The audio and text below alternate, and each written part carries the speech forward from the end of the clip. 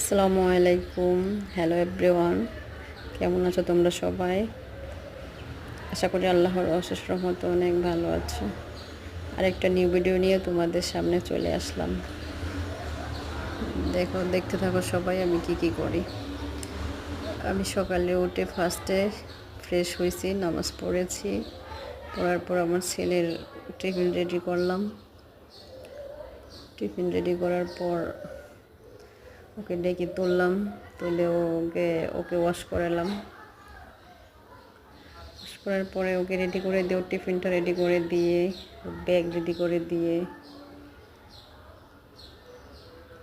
তারপরে ওকে দিয়ে আসলাম স্কুলে।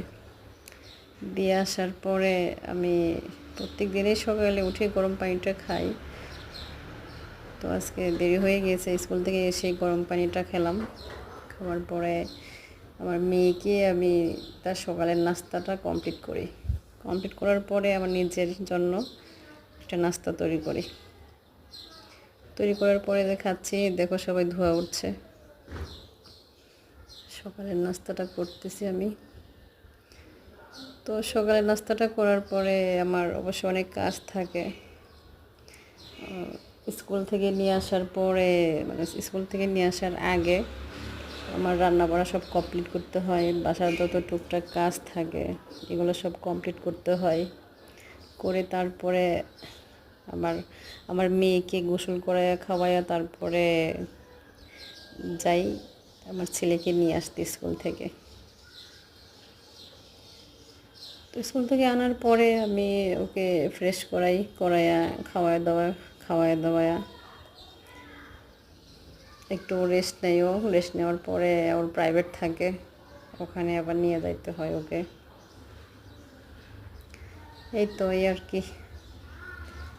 তো অনেক ব্যস্ত থাকি সারাদিন, বিশেষ করে সকাল থেকে দুপুর পর্যন্ত অনেক ব্যস্ত থাকি আমি, যা বলে বোঝানো যাবে না। তো আমার মেয়েকে নিয়ে আমি স্কুলে চলে গিয়েছিলাম ছেলেকে আনার জন্য। সে দেখো রাস্তায় কী করে। তো আমার এই রান্নার ভিডিওটা ঈদে করা ছিল। আগে আমি যে দেশে থাকি, দেশের ফেমাস খাবার এটা করেছিলাম। তো ওকে, ভালো থাকো সবাই। আল্লাহ হাফিজ, আসসালামু আলাইকুম। আমার ভিডিওটা যদি ভালো লাগে অবশ্যই লাইক অ্যান্ড সাবস্ক্রাইব